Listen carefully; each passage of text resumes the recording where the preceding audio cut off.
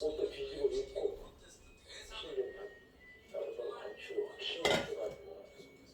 요리를 시작하겠습니다. 기사인 거 들키면 그 사람이 그래서 그런데 얼마 안 돼서 길 아래쪽에서 손님들이 올라오는 게 보여. 도망갈까? 숨을까? 자, 근데 너 같으면 없다고. 와, 이거 굉장히 담대한 심장으로 연기를 하던가 아니면 이제 산을 갖다 내려오는 척 해야지. 자연스럽게. 고맙습니다. 서기자도 똑같은 일단 태어난 산 내려갔어. 그런데 혹시 어떻게 오셨습니까? 저 등산 갔다가 용진강에서 눈 좀 붙이고 내려가는데 운동하고 많이 심장이 막 무동죠. 그리고 어떻게 됐을까? 상황 때문에 그 의심적은 제 생각을 들켰을 것 같은데. 정말 있어요. 무사히 하산했어. 다행이지. 좀더 정리하고요. 어제 더불어민주당은 윤 대통령의 방일에 대해 일본행 티켓을 위해 강제동원 피해자를 재물 삼았다고 비판했습니다. 주말에는 강제동원 혜택 강행을 규탄하는 전국민 대회도 열릴 예정이어서 한일 정상회담을 둘러싼 논란이 계속될 것으로 보입니다. MBC 뉴스 신가입니다. 오늘 오후 6시 10분쯤 북한이 평안남도 남포 일대에서 서해 방향으로 장거리 탄도미사일 발사를 한국 미군 오는 13일부터 대규모 한미연합 미사일 11일간 진행할 예정인데요. 북한도 한발은 이 연합훈련에 대한 반발로 보입니다. 이와 관련 합동참모본부는 조금 전 북한이 여러 발을 동시에 발사했을 가능성도 분석 중이라고 밝혔습니다. 국회에서는 박근혜 학교 폭력 논란으로 국가수사본부장에 선언한 정순신 변호사에 대한 비판이 쏟아졌습니다. 특히 장학관 학교에서 징계 기록이 삭제된 사실을 놓고 의원들의 질문과 비판이 이어졌습니다. 김건희 기자입니다. 기자 이름이 김건희야? 지난 27일 정순신 변호사의 아들의 학폭 징계 기록이 고등학교 졸업과 동시에 중앙기록부에서 삭제된 사실이 알려졌습니다. 질문한 질의 후 어떻게 이런 일이 가능했는지 의원들의 질문이 이어졌습니다. 남포고등학교의 변호사나 기타 외부위원들을 통해서 정부의 삭제 기록을 보았을 개연성에 대해서 합리적 의심을 하지 않을 수 없습니다. 남부고는 객관적인 자료를 토대로 심의위원들이 만장일치로 결정을 했다고 반박했습니다. 다만 근거 자료는 공개할 수 없다고 했습니다. 어떻게 교장선생님 되게 젊어 굉장히. 저 비리 투성이지 뭐. 사립이구나. 언어 폭력에 대한 민족사관고 과장의 발언도 논란이 됐습니다. 빨갱이, 적폐 등 당시 학생들 간의 오간 말을 두고 여자는 문제를 느끼지 못한다고 말한 겁니다. 어른들은 그게侵略입니까? 포함이죠. 저는 너무나 일상적으로 사용되는 아니, 언어라고 김대중 보는데요. 학교 폭력 너무나 일상적이래. 서울대에 진학한 걸 놓고 제정신이 아니야. 서울대가 제대로 평가를 한 것이 질문이 쏟아졌습니다. 나들이 학폭 기재를 확인한 뒤에 1점 감점이 되었고 장난에 영향을 미치지 못했을 것이다. 이렇게 의견수가 나왔습니다. 사실입니까? 서울대는 구체적으로 몇 점을 깎았는지는 밝히지 않은 채 할 수 있는 한 최대한의 감점 조치를 했다고 했습니다. MBC 뉴스 김건희입니다.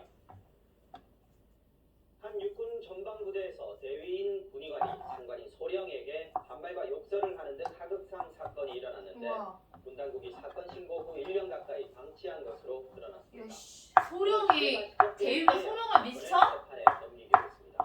홍익표 응? 기자가 단독 대위가 소령을 미치고 욕했대. 그래봐야 뭐 하나 차이인데 뭐. 건축국도의 장교가 하나 차이야. 대위가 진급하면 소령이야. 편에서 오던 다른 장교에게 다가가던 갑자기 몸을 밀어댄 그래도 얘네는 서열이 있잖아. 군의관인 육군 대위 아 이등병이 소령이었습니다. 일병한테 안 이러는데요? 그만 좀 하십시오 막 이런 거 똑같아. 하극상이. 전지는 소령 하극상이 뭐 별거라고. 받아 반말과 욕설을 했습니다. 근데 이제 전시에 전쟁 났을 때 하극상 하면 총살이다? 사형이야? 와서 얘기하라고. 너 뭐라 그랬냐? 모른다고. 와서 얘기해 와서. 이전까지 같이 업무를 보거나 대화한 적도 없었는데 갑자기 욕설을 듣게 됐다고 소령은 말합니다. 결국 이 소령은 지휘관인 당시 여단장에게 통화 내용을 들려주며 하극상 행위인 만큼 가해자와 분리 등 조치를 해달라고 요청했습니다. 명령으로 움직이는 군에서 상관을 향한 범죄를 지침으로 내릴 정도로 근절을 강조하는 중대한 일입니다.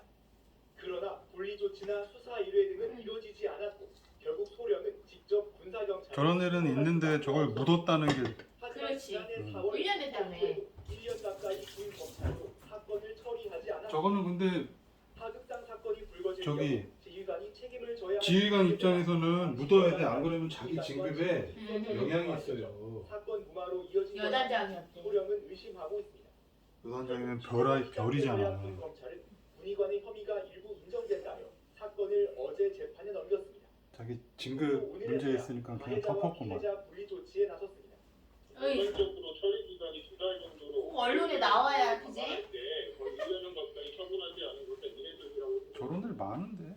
해당 군의관은 소령으로부터 먼저 반발과 폭언을 들었다고 주장하며 추후 대응할 예정이라고 전했습니다. 육군은 재판 결과와 법규에 의거해 사건을 처리하겠다는 입장을 밝혔습니다. MBC 뉴스 송입니다. 육군 부사관이 몰던 차량이 옹벽을 들이받습니다. 조수석에 있던 아내가 숨진 채 발견되고 부사관은 크게 다쳤습니다. 졸업운전으로 인한 교통사고로 아내는 죽었어. 이상한 점이 한두 가지. 조사관은 멀쩡해. CCTV에도 이 부사관 조사관이 그 교통 조사관이라는 거 아니야? 보험회사? 조사관? 보험금 타령하는 거. 약간 냄새가 나지. 덜컹하고 멈춰섭니다. 공격을 정면으로 들이받은 건데 뒷부분이 저 이제 저 부인은 앞으로 보험을 얼마나 들어놨냐 이걸 찾아보겠지 이제. 신체 발견됐고 운전자인 남편은 다발성 골절을 입고 병원으로 옮겨졌습니다. 이 남편은 육군 8군단 소속 40대 부사관인 것으로 확인됐습니다. 조사관. 또 군인이야? 운전이 의심됐지만 이상한 점이 잇따라 발견됐습니다. 뭐야? 숨진 아내의 기준에서 교통사고로 인한 외상이 전혀 오! 경찰은 남편의 의심스러운 행동에 주목하고 있습니다. 집 근처에서 목포에 산 아내를 차에 태우는 모습이 찍혔고 이미 죽었네. CCTV에 보수단이 남아있었습니다. 먼저 아내를 숨지게 한 뒤 사고로 위장을 했다는 사고로 위장을 했구나. 경찰은 관련 교통사고 외상이 하나도 없었대. 심하게 부딪혔는데. 그리고 CCTV에 목포로 이렇게 감싸고 그게 찍힌 거야. 국군은 현재 민간병원에 입원해 있는 부사관의 신병을 확보해 수사를 진행하고 있다고 밝혔습니다. 현재 군에서 경찰과 합동으로 사고 경위와 사망 원인 등에 대해 저 가족은 어떻게? 수사 결과를 바탕으로 법적 규정에 따라 경찰은 숨진 아내의 부검 결과가 나온 후 당국에 전달할 방침입니다. MBC 뉴스 배현아입니다. 어제 오후 경남 합천에서 발생한 대형 산불은 축구장 200개가 넘는 넓이에 또 60분 방화범이야? 2시간 만에야 큰 불길이 진짜 닥쳤습니다. 왜 그래? 이번 산불을 수사하고 있는 살인당국은 산불이 시작되기 직전 한 남성이 현장을 다녀온 사실을 확인하고 강화 가능성을 요즘 먹기 살기 힘들어서 기자가 보도합니다. 감옥 가고 싶어하는 사람 그렇게 많대. 아, 따로 하든지. 서로 상식적으로 밀어버렸습니다. 새끼 밥 주지. 이거 키우려면 얼마나 많이 여섯째 마을주민 시간이 걸리는데. 110명이 대피했습니다.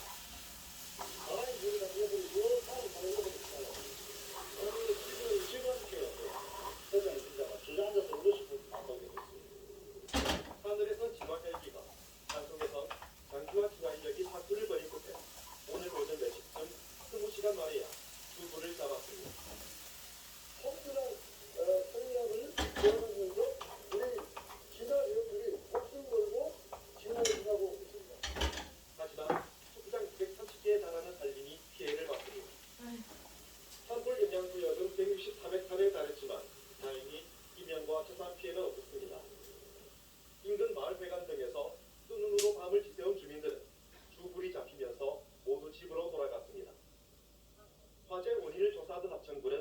중요한 단서를 확보했습니다.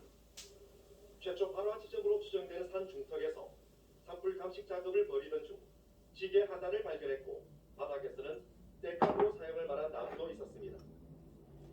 화재 발생 직전 60대 남성이 불이 난 곳으로 들어갔다는 본격적 진술도 확보했습니다. 경찰부는 이 60대 남성의 신원을 확인했고 사에 들어간 이유를 물어볼 예정입니다. 추정지로 보이는 곳에 땔감으로 추정되는 거에 좀 많이 넓어져 있더라고요. 뮤지컬 사람은 하고 있어서 그래도 이제 참고해요.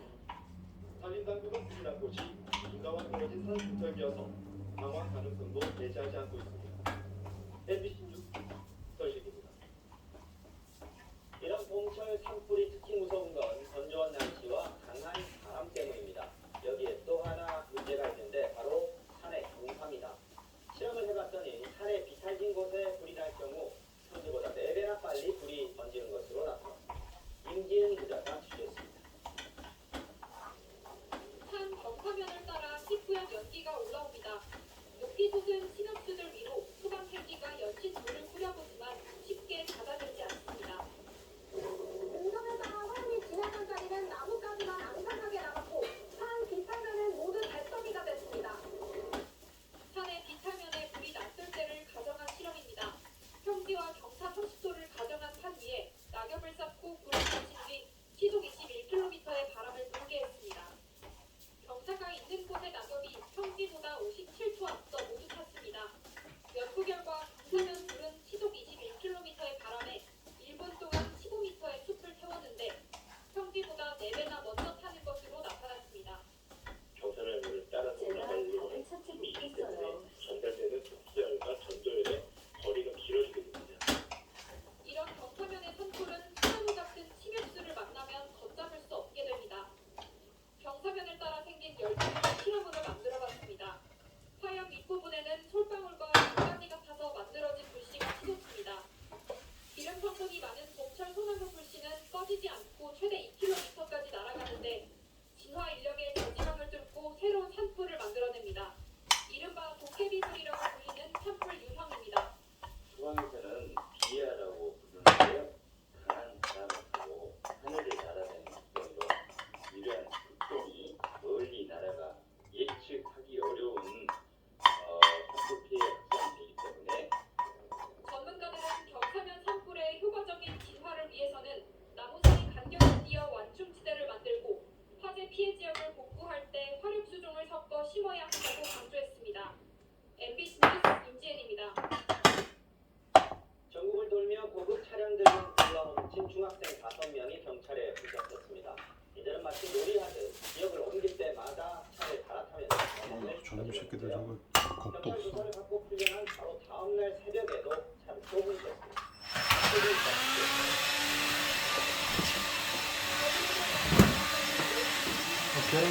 애미야, 방송하는데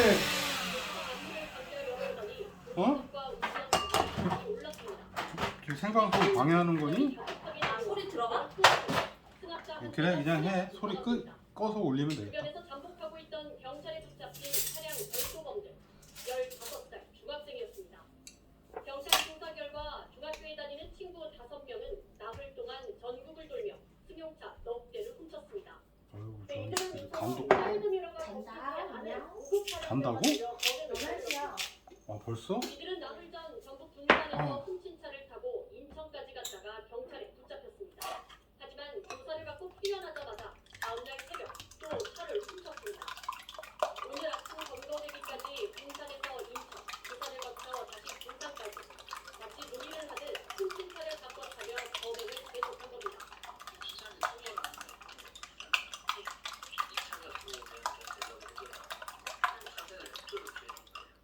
경찰은 10대 5명을 절도와 무면허 운전 혐의로 입건해 조사하고 이전에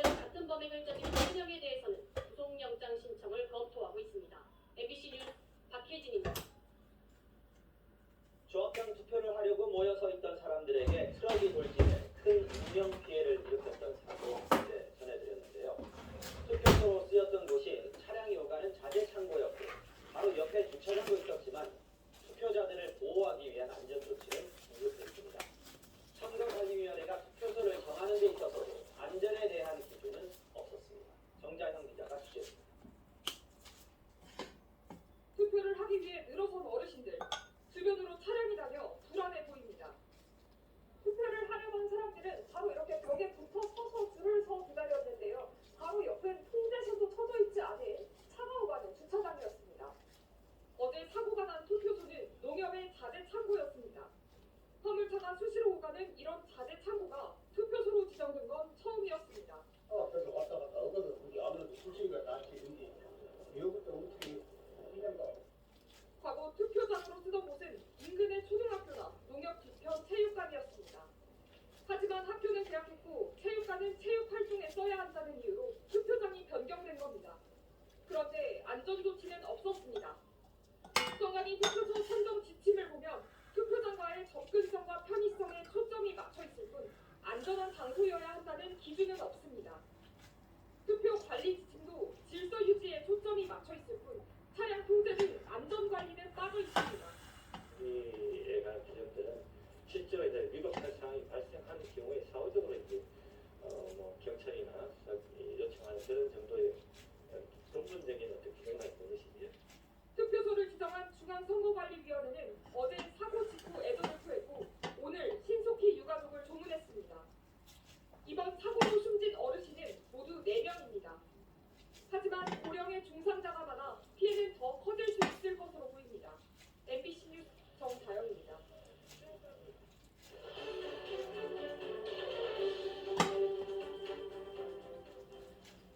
월급 빼고 다 오른다. 요즘 많이들 하는 얘기죠. 얇아진 지갑에 소비자들은 물가에 더 민감해질 수밖에 없는데요. 유통업계에서도 다양한 방법으로 판매 가격을 내리려는 경쟁이 본격화되고 있습니다. 공윤선 기자가 직접 취재했습니다. 양파 2.5kg에 4,980원, 계란 15개 4,900원, 고기한 오중 면도날 5,490원. 고물가 시대에 소비자들은 가격에 더 민감하고 그만큼 착한 가격에 주는 만족도는 커졌습니다. 전반적으로 잘 갔어요. 근데 1대1 많이 하잖아요. 그래서 그나마 그거에 행복했어요. 기획 상품으로 되게 너무 좋은 상품들이 되게 많이 나와요. 그래서 저는 그거를 이제 수시로 더 체크해서 좀 구매를 하는 편이에요. 장바구니 물가 안정을 앞세워 한 마트가 내놓은 양파, 대패 삼겹살 같은 기획 상품은 준비한 2달치 물량의 90%가 한 달이 겨우 지나 다 팔렸습니다. 지난해 6월에 매입한 양파입니다. 이 양파 800톤이 이런 크기의 창고 9개 저장돼 있습니다. 지난해 가격이 쌀 때 대량 매입한 뒤 신선하게 장기 보관할 수 있도록 직접 기술까지 개발했고 완제품 포장까지 이곳에서 했습니다.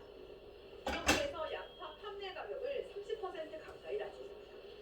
냉동 대패 삼겹살은 수입처를 스페인에서 네덜란드로 바꿨습니다.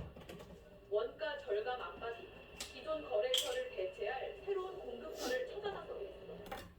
네덜란드산 삼겹살이 기존 유럽산 제품과 품질은 비슷하나 원가 측면에서 약 10% 이상의 절감 효과가 있습니다. 대형마트가 앞세운 가성비 경쟁에 편의점 업계도 뛰어들었습니다. 소저가를 내세운 상품을 줄줄이 출시했고 계란만 50만 개 넘게 팔렸습니다. 대형 계란 농장을 직접 찾아내 인근에서 상품 포장까지 맞춰 바로 전국 각지로 배송합니다. 중간 유통업체를 생략한 만큼 가격이 빠졌습니다. 대형 산란장과 포장할 수 있는 공장이 거리가 가까운 공장을 선정함으로써 가격적으로 굉장히 높일 수 있는 독일산 면도날, 친환경 물량, 유기농 생리대 등 가성비 제품으로 유명해진 스타트업. 최근 회사 사무실 크기를 줄여서 월 임대료 4천만 원을 아끼고 대신 판매가를 40%가량 낮췄습니다. 좋은 가성비에 대한 니즈가 굉장히 크다는 것을 보고 있고 저희도 불필요한 것을 다 아껴서 가격 내리는데 굉장히 많은 집중을 하고 있고요. 고물가 시대에 살아남기 위한 유통업계의 생존 경쟁이 먼저 원가 절감 경쟁으로 시작했습니다. MBC 뉴스 공산입니다. 그동안 한산했던 대학교 교적이 요즘 학생들로 붐비고 있습니다. 동아리들도 신입 회원들 모집에 나섰는데요. 그동안 코로나로 대학 생활을 즐기지 못했던 2, 3학년 학생들도 신입생들과 함께 새내기 회원이 되고 있다고 합니다. 차현진 기자가 대학가에 다녀왔습니다.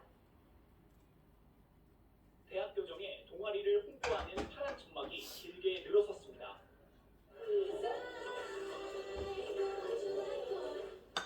새학기를 맞아 댄스 동아리부터 각종 취미, 학술 동아리들까지 저마다 회원 모집 경쟁에 나선 겁니다. 각 동아리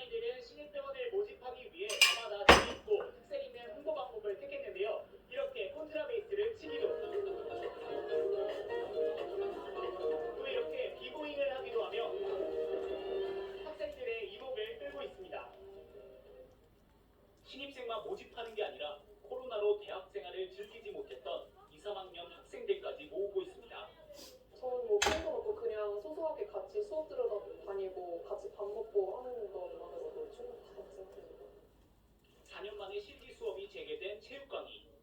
교수가 간단한 체조 동작을 선보이자 학생들이 그대로 따라합니다. 이 기계체조를 이론으로만 배우고 글로만 배우고 어떻게 운동을 이렇게 직접 경험해보지 못하고 간접적으로만 배웠기 때문에 마스크를 쓴 학생이 거의 없는 모습이 익숙하면서도 어딘가 낯섭니다. 마스크도 벗고 운동도 좀 더 완편하게 제 전공 잘 살려서 앞으로의 미래를 잘 만들어 나갈 수 있을 것 같습니다. 강의실에서는 오랜만에 출석을 확인하는 교수님의 목소리가 울립니다. 김성태, 김하인, 김준석.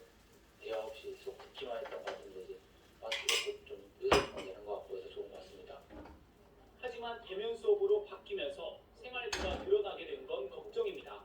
자취하는 학생들은 늘어난 주거비 걱정이 가장 크고 다른 학생들도 식비와 교통비 부담이 만만치 않습니다. 당장 닥친 건 자취하는데 필요한 많은 돈.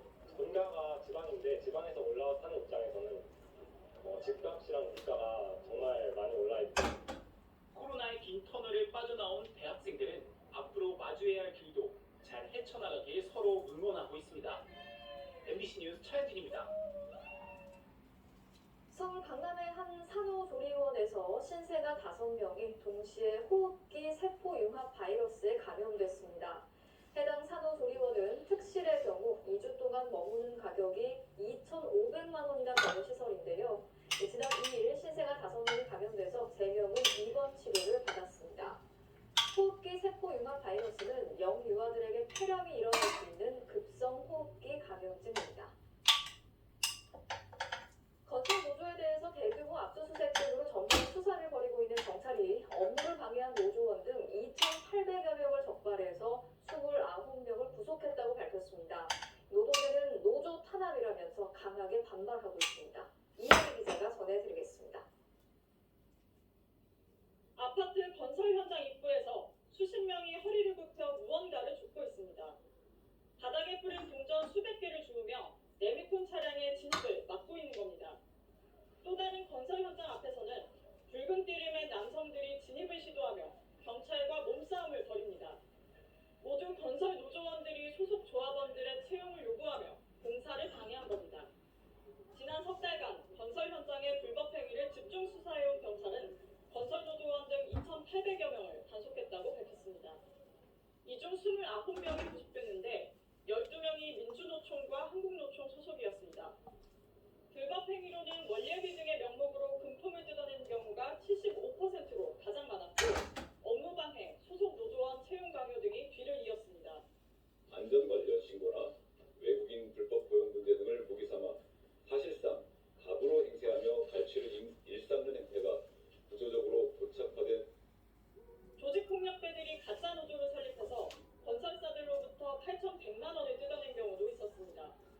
경찰은 건설 현장 불법 행위를 완전히 근절할 때까지 단속을 강화하겠다며 특히 계좌 추적 등을 통해 조직적 범행 여부를 밝히는 데 수사력을 집중할 계획입니다. 하지만 노동계의 반발도 커지고 있습니다. 윤석열 대통령 당선 1주년인 오늘 기자회견을 연 노동단체들은 정부가 불법 파도급 같은 건설사의 불법을 눈감은 채 노조만 탄압한다고 비판했습니다. 노동자들의 일반적 희생을 강요한다면 아무래도 위태한 정부의 위계는 더욱더 가중될 것입니다. 노동계는 정부의 노조 탄압이 계속되면 오는 7월 총파업에 나선다는 계획이어서 건설 노조를 둘러싼 갈등은 계속될 전망입니다. MBC 뉴스 이혜리입니다. 국민의힘이 친윤석열계 일색으로 재편된 첫날 여권에서는 대통령과 여당 지도부가 정기적으로 만나자는 아이디어가 나왔습니다. 과거 제왕적 대통령 시절에 있다가 사라졌던 주례회동이 부활하는 게 아니냐 이런 얘기까지 나오고 있습니다. 조희원 기자가 취재했습니다. 국민의힘 김기현 신임 대표가 이진복 대통령실 정무수석을 만났습니다. 대통령실과 여당 대표의 첫 만남. 여당이 대통령을 받쳐주자고 한 목소리를 냈습니다. 대통령 지금 아까 잠도 제대로 못 주무시는 것 같아요. 하도 민생이 어렵다 그러니까 당연히 좀 함축이 되어서 받쳐줄 수는 있다. 대통령께서 국정 현안에 전념할 수 있도록 국회 현안이나 당의 현안은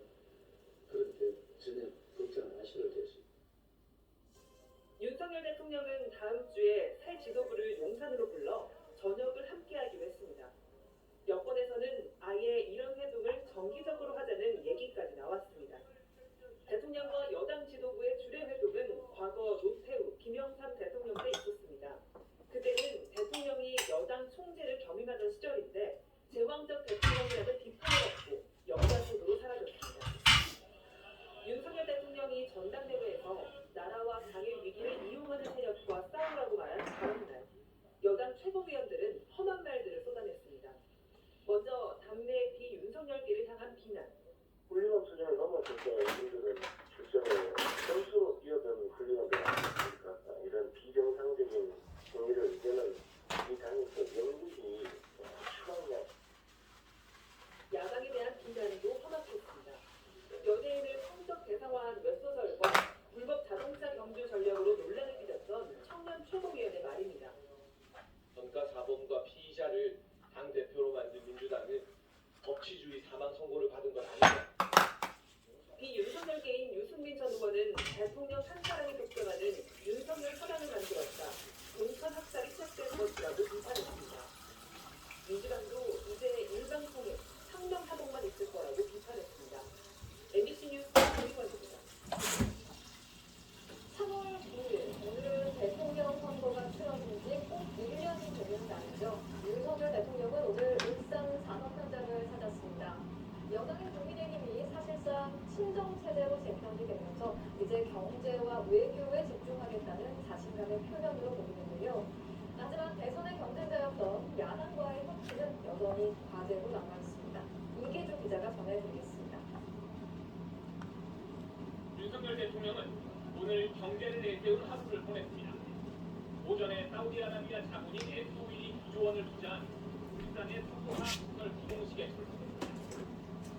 글로벌 스탠더드에 맞지않는 규제는 과감하게 개선하고 대한민국을 세계 최고의 혁신 허브로 만들겠습니다. 곧이어 현대자동차 울산 공장과 수출구를 방문했고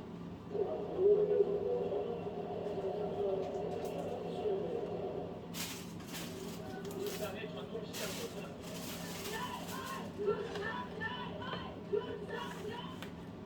끝. 대통령의 당선된 지 꼭 1년, 여당 전당대회에서는